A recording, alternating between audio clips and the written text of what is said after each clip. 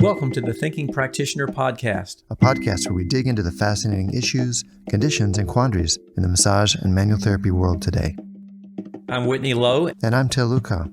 Welcome to the Thinking Practitioner. And welcome to the Thinking Practitioner Podcast, where we are supported by ABMP, the Associated Bodywork and Massage Professionals. ABMP membership gives professional practitioners like you a package including individual liability insurance, free continuing education, and quick reference apps, online scheduling, and payments with Pocket Suite, and much more. ABMP's CE courses, podcasts, and Massage and Bodywork magazine always feature expert voices and new perspectives in the profession, including from Till and myself. And Thinking Practitioner listeners can, of course, save on joining ABMP at abmp.com/thinking. This show is also sponsored by the Academy of Clinical Massage, where our mission is to help you become a better practitioner working with pain and injury conditions. You know it is challenging to find high-quality training in these areas in your location when you need it, and we bring you exceptional orthopedic massage training to the comfort of your home through our innovative online programs, so you can learn anytime, anywhere, and immediately help your clients as much as possible. This year, we have completely revised all of our online orthopedic massage programs, and you can learn more about these programs at academyofclinicalmassage.com. I am delighted to have my good friend and colleague Adrienne Asta with me today. Adrienne, welcome to the Thinking Practitioner Podcast.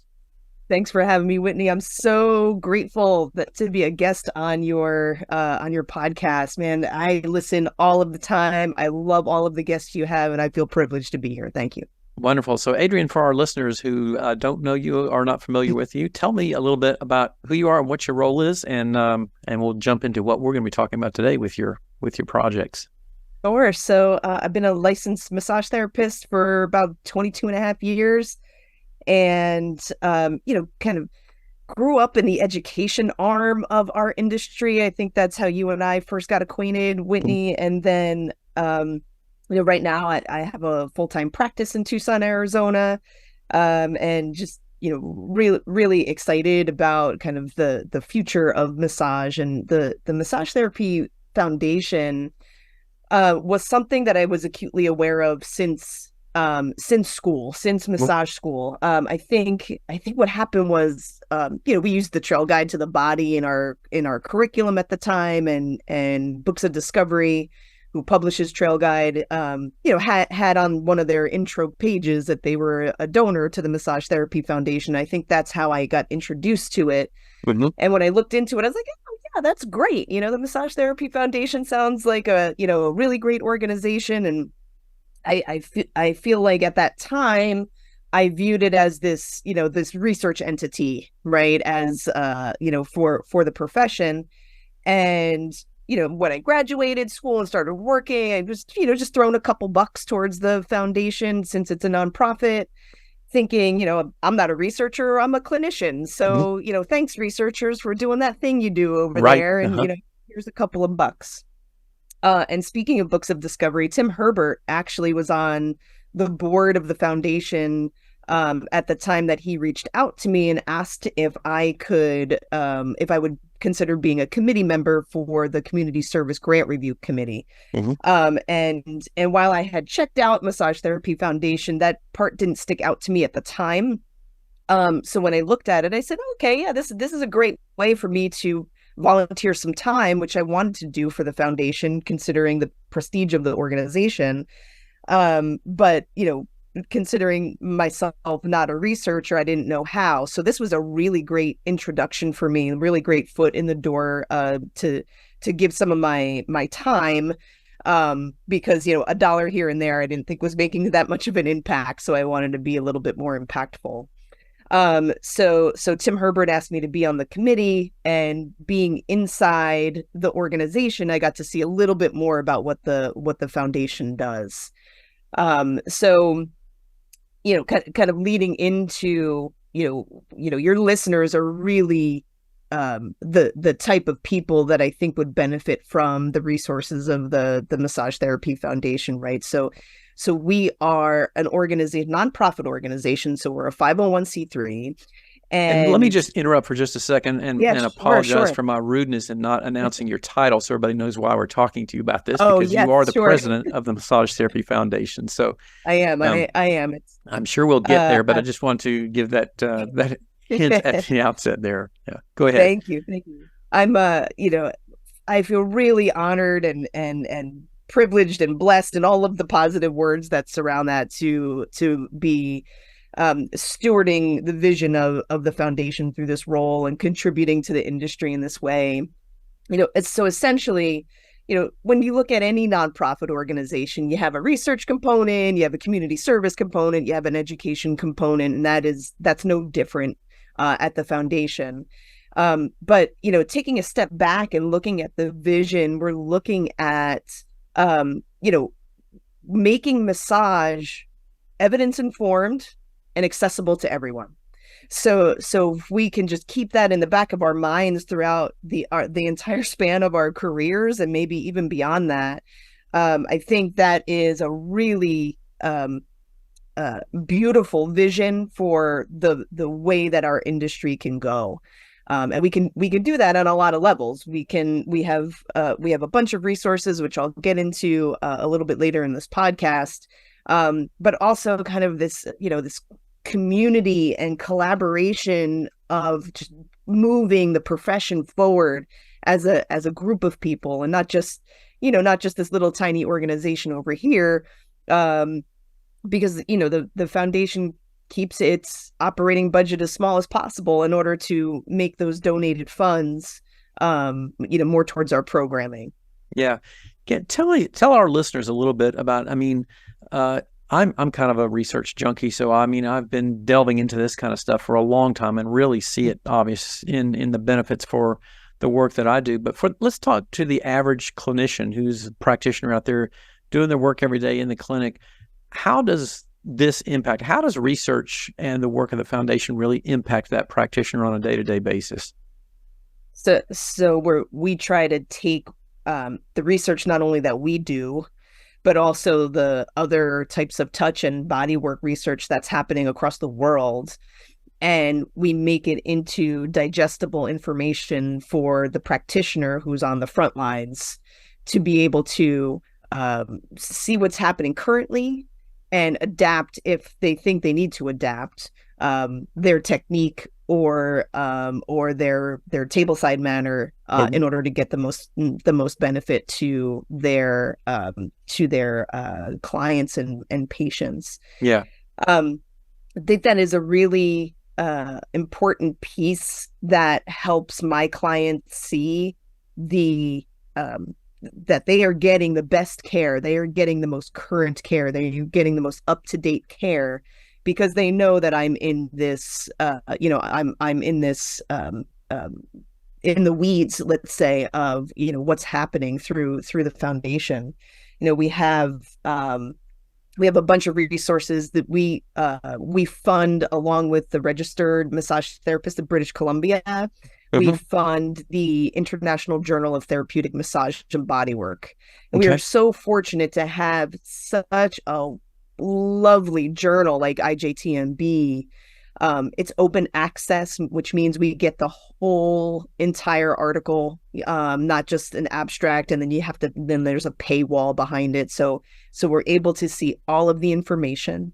On top of that, the authors do not have to pay to submit their articles to the IJTMB either. And that's kind of a unicorn in professional journals.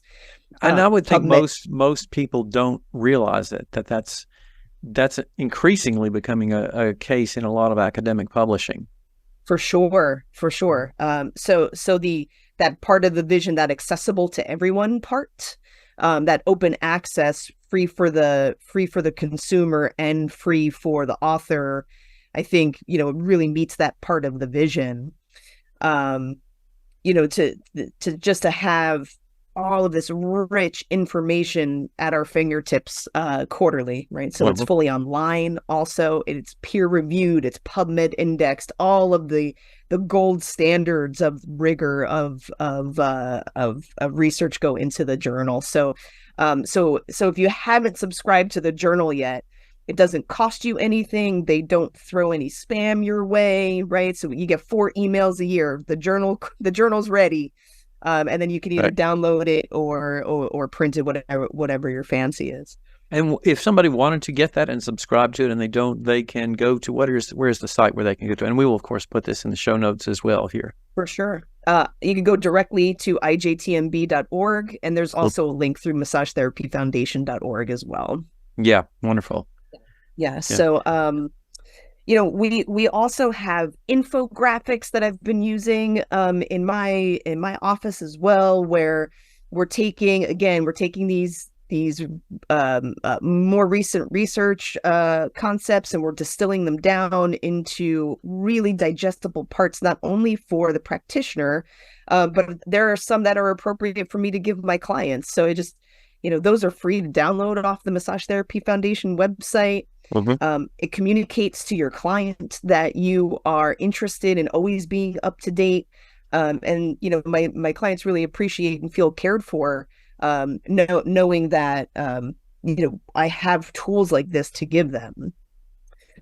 So we have webinars that you can earn CE credit for. We have past ones that you can watch on our website. We have every 3 years we have a International Massage Therapy Research Conference, which attracts researchers from all over the world to come talk about the work that they're doing, and really gives us an opportunity to see in real time the research that's going on. Yeah. These are, wonderful initiatives too, that the foundation it's great to see them getting involved in all these different programs. You also have a grant program there, right? That you do with the foundation. We have a few grant programs. So I mentioned the Community Service Grant Review Committee. So this provides funds to projects that are providing massage therapy to populations that wouldn't otherwise have access.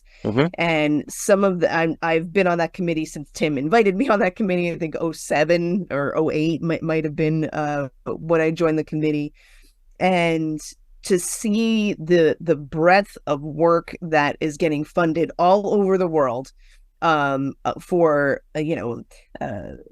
pediatric cancer, veterans, domestic violence survivors, conditions that we've had some that were disaster recovery, so really kind of current situations as far as like they're impacted by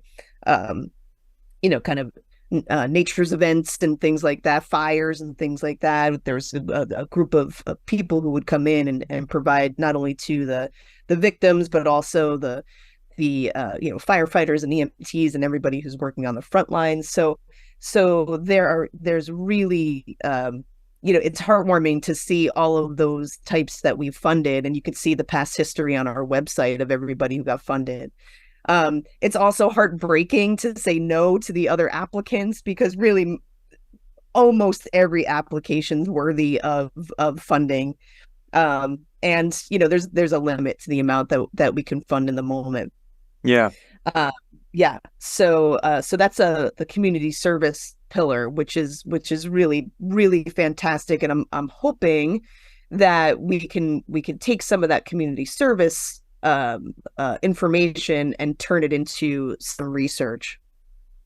So we also have 2 different types of research grants. We have a smaller $30,000 grant for research that we fund internally through the foundation. Those are really exciting because often we'll see that be seed money for a pilot program, and then the successes from that smaller grant then get to the researcher then gets to apply for larger grants from NIH, et cetera. Yeah. What are some of the research programs or research questions and things that have been pursued by the foundation so far? So One of the $30,000 grants that we funded a few years ago was really an implementation study, which is exciting for the industry. So what the implementation study does, it's not this, I'm going to take this client in here and do this protocol. It feels very clinical, right? Mm-hmm. So an implementation study is more about integrating the massage into a full care system, where the massage therapist is part of the team, and the client, sees the massage therapist in the massage therapist's environment, not in this like, hey, you're coming for this study or this trial, and it's this very regimented, which we need those things too, and we have funded things like that. But the implementation study was really profound because it was integrated in a full whole person care team. So you're really trying with something like an implementation study, you're really trying to look at maybe more kind of realistic aspects of how massage is regularly used. I know this has been one of my beefs with a lot of the massage research over the years, is that they take something in the clinic and in many instances study it because that's what we can study. Like, let's see what happens if we do, somebody's got this kind of problem, we'll do, 10 minutes of petrissage on their knee or something like that. It's like, but Correct. Nobody does that. So it's just nobody not does realistic. that. Yes, for sure. Right. And that's really the I don't want to say the charge of the foundation, because we're meeting it. It's our vision and mission is to make sure that massage therapists are doing the massage work in a true massage environment, and really encouraging, when we ask people for, we did a research agenda back in 2020 as an effort to put a call out for, like, this is what we're looking for, for research, and we're advocating that massage therapists do the massage work, not a nurse or a loved one. And not that that's unusable information, but we want to show that an educated and skilled compassionate practitioner, it makes a difference in the outcome. So the implementation study is a piece of that. Yeah. And the research that we fund and propose, that's part of the rigor, is that a massage therapist is doing the massage work. We do also have larger studies. Most of them have been funded in kind support from the American Massage Therapy Association. So we're grateful for them for funding those bigger projects that are, $285,000, $300,000, $350,000. One that's happening right now got stalled a little bit because of COVID, but again is looking at integrating massage therapy into a veterans, into the VA. So the bonus of that is, here in the States, for everybody who's listening from the United States, is that once something gets through and implemented in the VA and through the military, we see kind of a really quick upswing into civilian life, as far as it being adopted into non-military settings. So it's exciting to have that. We appreciate the AMTA for helping fund that research. We should have a decent amount of data coming out of that for the next IMTRIC, International Massage Therapy Research Conference. So I'm really excited to see that. And then there's we could go on and on about the research being funded, and I'm really going to encourage your listeners to go to the Massage Therapy Foundation website in order to see kind of what's currently happening and what's happened in the past. Yeah. And one of the places where it feels to me like, there's a lot of potential for maybe, let's say, growth or expansion of awareness about this is having the students who are just coming into this field understand and know a little bit more about what the foundation does. Do you all do any kind of outreach work with massage schools to try to help them kind of get on board with what you're doing at the foundation? We do.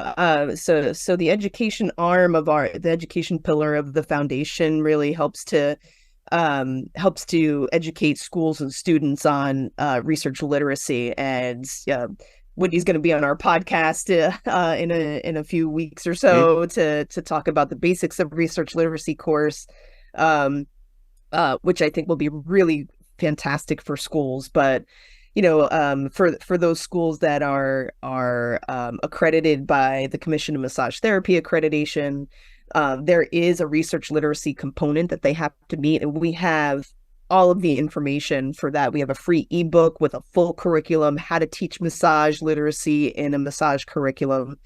Excited that we have a school group out in California, NHI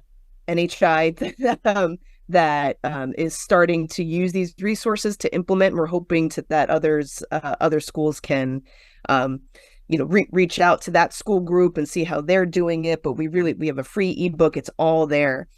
It seems far away, when you're learning, how to stand the right way and what an effleurage is and when not to massage. Yeah. Right. It seems, wow, research literacy seems so far from where I am now. But it's really about the habit of making sure that you're in it, right? It's creating the habit. It's not necessarily, now I'm ready to write a research paper. Mm-hmm. And some students will be, right? Yeah. There are some students who that's their jam and whatnot, but really it's about just being informed, right? Mm-hmm. Just having the most up-to-date information. The foundation is a perfect place for that. Yeah. So we do quite a bit of outreach to schools, and we could always be doing more. So mm-hmm. So if you're listening to this and you are a director of education or an admin at entry-level massage school, please reach out and let's talk about how we can make this really easy for you. We have it all. Yeah. Mm-hmm. One of the things that I have always felt was kind of a challenge of getting a greater acceptance with research into some of our educational programs and institutions is that massage therapy education, at least in the United States, really doesn't sort of fit that traditional academic model that you see in a lot of other, let's say, for example, healthcare professions, physical therapy, occupational therapy, nursing, all those other professions have kind of an academic curriculum background in them that is based on a wider body of research. And we have more of a lineage model of education that has emerged over the years, where somebody started a school and they trained some teachers, and those teachers trained the other students, and those students became teachers of that particular method or model. And it never has been really strongly leaned on from a research perspective. But it has been interesting for me to watch over the last 35 or so years I've been in the field, a migration towards a much stronger emphasis on research and validation of the things that we're doing and that kind of thing. So I'm pleased to see us certainly going in that direction. But one of the things that I want to ask you about in relation to that was that, we all do recognize, I think, in this field that we have a very, a significant shortage of research about massage in a lot of different realms. And, we sort of put the clarion call out there all the time, like, we need more research, we need more research, we need more research. But when you talked at the very beginning of your introduction here about, sort of an evidence-informed perspective, can you talk just a little bit about what, from a research perspective, in terms of how that really informs a person's work? If there's not necessarily a study they can go point to that says, massage does this, how does this whole idea of evidence-informed practice and using, research from other fields play into us making some of those kinds of decisions about, what's really appropriate for us to be doing? I think when we look at what other fields might be doing, part of how they got there was because there was a bunch of lower level on the hierarchy of research, right? There was a bunch of lower level case reports that they were able to pull from to then do higher level research from that. And we had the foundation had a really big big case report push. Oh man, maybe it was a decade ago or so. I remember Michael Hamm was kind of the champion of the case report back in the day. And the brilliance of the case report, I have so many practitioners that come up to me while we're, at a convention and at the expo booth, and they can't wait to tell me about this client that they helped with their massage. And I just want to tell them to write it down, right? Yeah, so so that case report contest, we've had a case report contest for schools. We had one for practitioners, which we put on pause for a little bit, but now we're putting some energy behind that because it's one massage therapist, one client over, I think the group is requiring at least 6 treatments. And, so there's 300,000 massage therapists approximately in the States, right? If everybody did one case report, just one. Tell me about that favorite client. Yeah. Can you imagine the amount of information we have to pull on in order to just create that higher level? So as far as, the importance of doing that, it's like you're telling people what's happening in the treatment room by a licensed practitioner over the course of time. We all know that you have that client that you helped. If you let us know that, we get that higher level easy, just one. We're asking for 6 weeks, right? We're asking for 6 weeks of information. So anyway, when we look at, some of the studies I tend to gravitate towards when I'm doing my own research about a particular condition or something of that nature, I tend to see acupuncture. I tend to see physical therapy kind of in those realms of research. We can do it. Yeah. We can do this really easily, and there's tons of help. We have a webinar. I think we have a webinar on how to write a case report. We have a couple of Research Perch podcasts that talk about how to write a case report. I'm charging myself with this, writing this case report also. And there's really no reason why we can't. It's not going to take up too much time.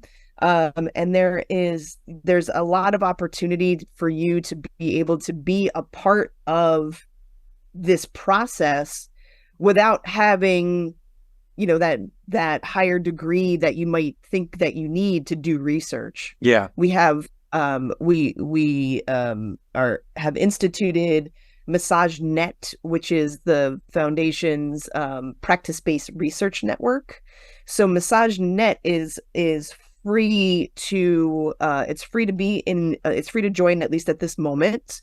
And we really encourage everybody to put your profile on there. You're not committing yourself to anything, but if there's a practitioner if there's a researcher in your area and they're looking at how massage therapy might impact multiple sclerosis, let's say, right? So they'll look in MassageNet.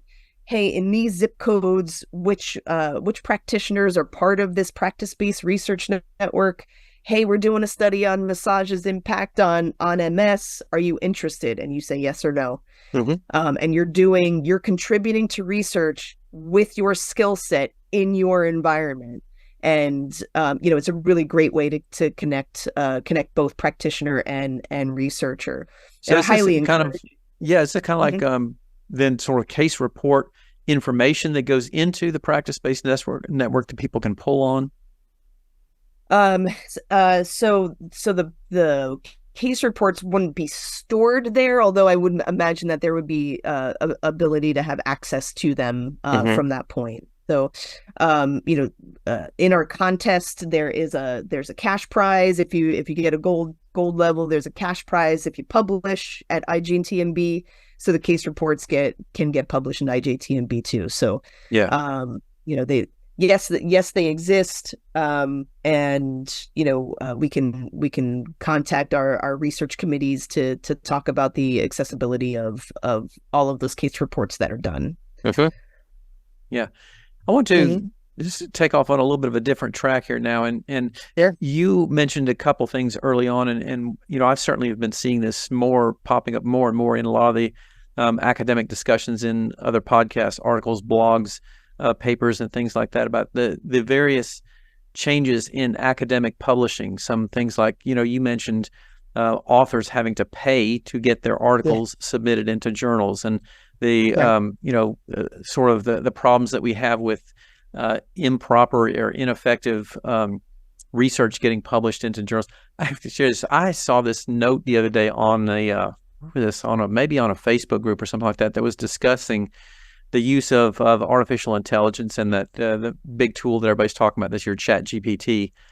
And they were talking about something where an academic research paper got published in this journal, and somehow or other, obviously the authors had used ChatGPT extensively for producing the paper, because they left the phrase regenerate response in the text that they submitted with their article.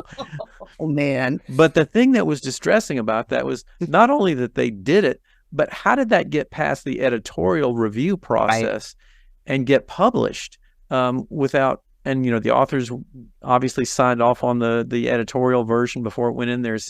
It seems like a lot of challenges and things that are happening now in the realm of academic publishing, and it's been kind of like a little bit of a black eye on everybody who's been trying to say how important it is to pursue research. And then there's a lot of these kinds of things that come up and say like, well, there's all these kinds of problems here as well. So my question out of that for you is like, what are some of the major challenges and things that you see the foundation having to look at and come, as you're looking down the road with the 5 and 10 year visions of the big things that are challenges for the foundation in the world of massage? What are some of the big things that you see coming down the pike?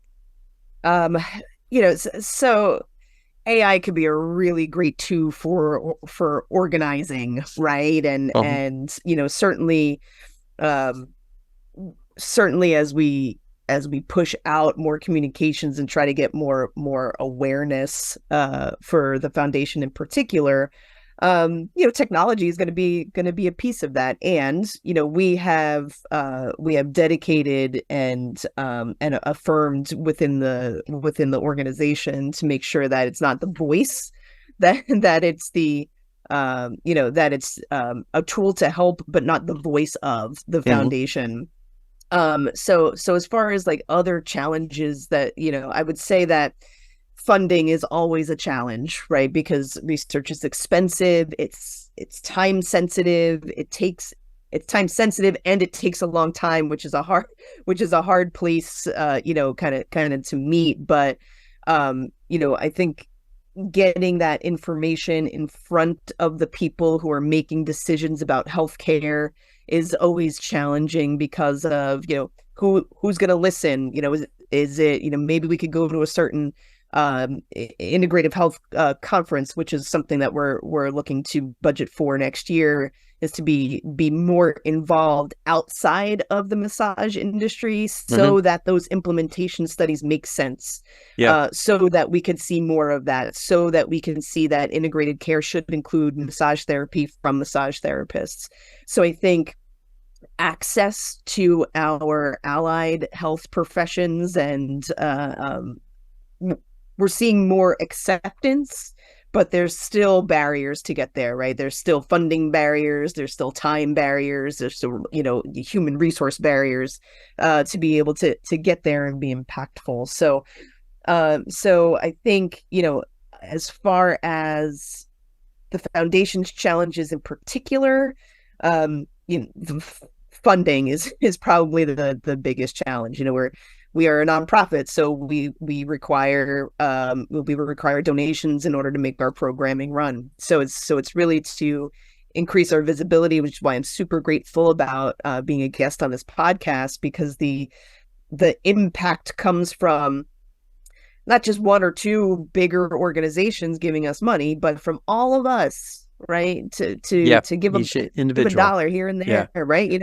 Like I had said with the case report, if there's 300,000 practitioners and everybody did one case report, if there's 300,000 practitioners and everybody gave $1, well, then we have a large research study funded by the massage therapists of this country. I think that's a really kind of, I know it's rose-colored glasses and all of that, but that's who I am. You got to think, you got to think that way for sure. Yeah, I'm curious that so many of the nonprofits and other organizations that relied on individual funding had a very difficult time with COVID just because everybody was impacted financially. Did you all see as challenges and things like that came out of funding sources during COVID as well? Yeah, we did. Yeah, we had a dip in donations. Of course, we did. We didn't want to stretch our stakeholders and our donors during that time. We were able to really cut a lot of operational things in order to just reduce our operational costs. Mm-hmm. We're still kind of feeling that as the industry's coming up out of it, and the future looks bright, but certainly COVID was negatively impactful for the foundation for sure. Yeah, I'm also curious about this because I don't know the answer to this, and I don't know that I've really ever given it much thought before. But when you talked about some of the studies that you were doing of trying to look at how massage is being inclusively engaged into some of these other professions, are there corresponding sister and brother professions in these other fields, physical therapy, occupational therapy, nursing, et cetera, et cetera? Are there similar foundations or organizations like ours that exist in those fields? I know that there's APTA Foundation, American Physical Therapy Association Foundation. I've been trying to get in touch with somebody who's on the board for that. Mm-hmm. But I think that's a great place to start. The chair of our writing committee, Andrea Windsor, is also getting her MS for mental health as a mental health practitioner, and she saw an opportunity through her studies to connect with their foundation as well and their organization, because they are also everybody's kind of seeing the opportunity for integration in their own little silo. Mm-hmm. So now it's just really building that bridge. Yeah. And I'm encouraging your listeners that if you have occupations that you refer to a lot, talk to those people, talk to those referral partners, and even if it's getting connected to somebody on a foundation level on their profession, or if it's just starting that conversation. I think the more conversations we have, the better it's going to be. It's where that PBRN, that practice-based research network, then starts to really take shape, so that we can really do what we want to do, which is provide this whole person wellness and whole person healthcare for our communities. I think more of us want that than not. Yeah. Sometimes an organization like the foundation can seem, sort of like it's out there away from us. It's something that's happening out there. But I wanted to know, do you have maybe a personal story or two of things that you've seen in terms of impact of the foundation's work directly either on your clients, your practice, or something like that can get people to understand and be inspired by the work that the foundation has done? Man, I feel like my whole practice is based on on that. And I'm not saying this to be self-serving, but I'm just kind of showing the full spectrum of the story. I let my clients know that a portion of their massage is being donated to the foundation, right? Uh-huh. So when they check out on my online system, like, hey, a portion's going to the foundation. It helps me stay up to date and give you the best care. Mm-hmm. And do you want to throw $1 to mm-hmm. the foundation too? They add $1 onto their appointment. And then that got me thinking, with all those automated checkout systems now at every single place you go now, it's like, okay, do you want to add an 18% tip on there? It's like, when did you start tipping the, dog food grocery store? It's like, maybe we need to do that with our massage sessions here. Like, do you want to add a tip for the Massage Therapy Foundation or something like that? Yeah. I mean, it's essentially what it is. Yeah. But then what happens there is they start asking questions about what does that foundation do, and I get to share all of these resources, and they feel really cared for. Mm-hmm. And there are there's less hesitation for me to say, I don't know. I never really had a big hesitation saying, I don't know, but there's always, you're in a position of power, for less, for lack of a better word, of authority in that treatment room. So if they know that you're in it, if they know that you're constantly looking at the resources, if they know that you care about providing them the best care for the best outcome, then they keep coming back to you. You see your books full, you see your clients really advocate for massage therapy to be a part of their healthcare, to be a part of their wellness. Unfortunately, we're still in a spot where massage is, I'm going to say, expensive, right? As massage is something that people will, if they have to choose between eating and massage, they're probably going to choose to eat. Yeah. Right. Where we know it, we know that massage works. We know that, evidence, an evidence-informed practice by, a skilled practitioner creates these wonderful outcomes, and we have a responsibility to share that. So sharing it with, sharing it with allied health professionals, sharing it with your clients, they're going to keep coming back to you because they're going to see that integrating this as part of their lifestyle is going to lead to a more robust life. Just as a financial planner will not say that, like, hey, you should have a portfolio of all small cap stocks, right? They're going to diversify your portfolio. So massage should be part of that diversification for sure. Hopefully, when we talk about the impact and why are we doing this research and where do we hope that it lands, and certainly there are some challenges industry-wide, kind of the debate between, personal care services and healthcare, is a consistent debate in our industry. But at least we can show that, like, hey, here are the outcomes that can happen with massage therapy. And here are the implementation studies. Here are the integration studies. This is working as part of this ecosystem. I think that's, I know it's a little bit of a tangent of your original question, but I think the foundation is where we look to for those resources in order to show people that whoever needs to see it. Yeah. And I think, what you brought up there too is a very interesting and pertinent point, that these things actually impact the outcomes of your treatment when those clients have a greater deal of confidence in who you are and what you're doing. And I know Adrienne keeps up on the research, and she's really interested in, bringing in new things to, look at what's going on with me. They have a much greater investment in you as a practitioner too. And I think it's a little bit harder to quantify, but that's one of those things that I think makes a big difference in outcomes and consistency and reliability of what they count on you as a practitioner to accomplish and bring to them. You wrote in one of your books about all of these, there's like 6 different components.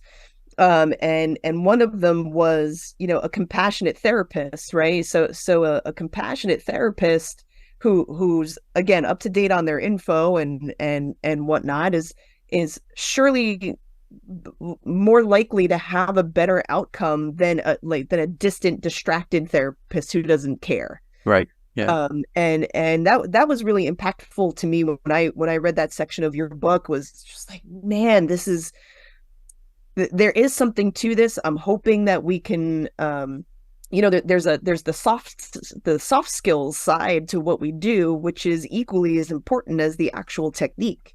Do I think it's more important? I don't know. There's debate over that, and my peers and I tend to have this conversation over the social service side of what we do versus the physical service side. I think they're equal components to what we do that makes it really beautiful. I'm hoping to see some research that in the future, I'm hoping to see some research that talks about tableside manner and things of that nature. right now we have some more mechanistic things in the works as far as research is concerned.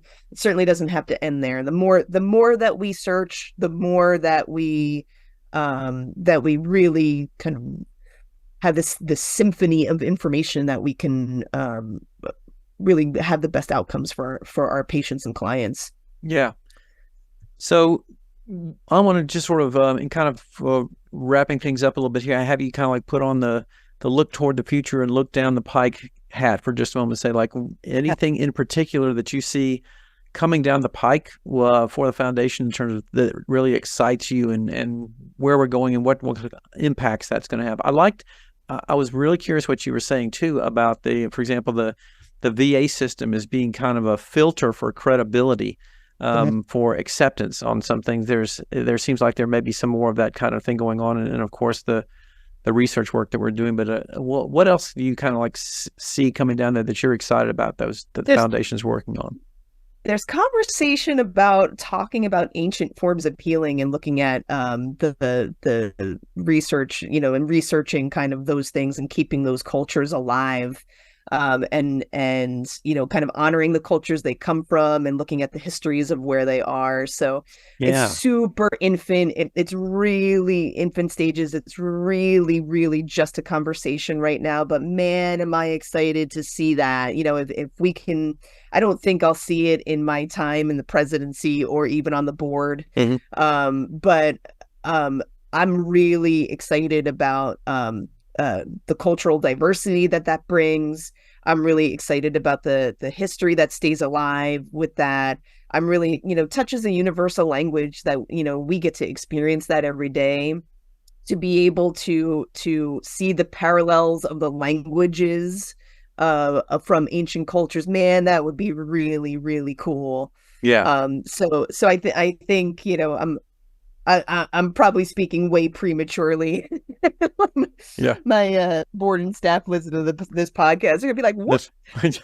But there is some conversation around it, and I think if we have our eye on that diversity piece and the cultural sensitivity piece, again, some things that we funded talk about cultural sensitivity as well, which I'm really excited about.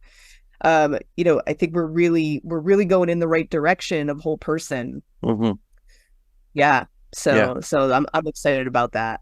That sounds wonderful. Well, Adrienne Asta, president of the Massage Therapy Foundation, thank you so much for this engaging discussion here. And I hope, I'm going to say, please, those of you who are listening out there in massage and manual therapy world, get in touch with the Massage Therapy Foundation.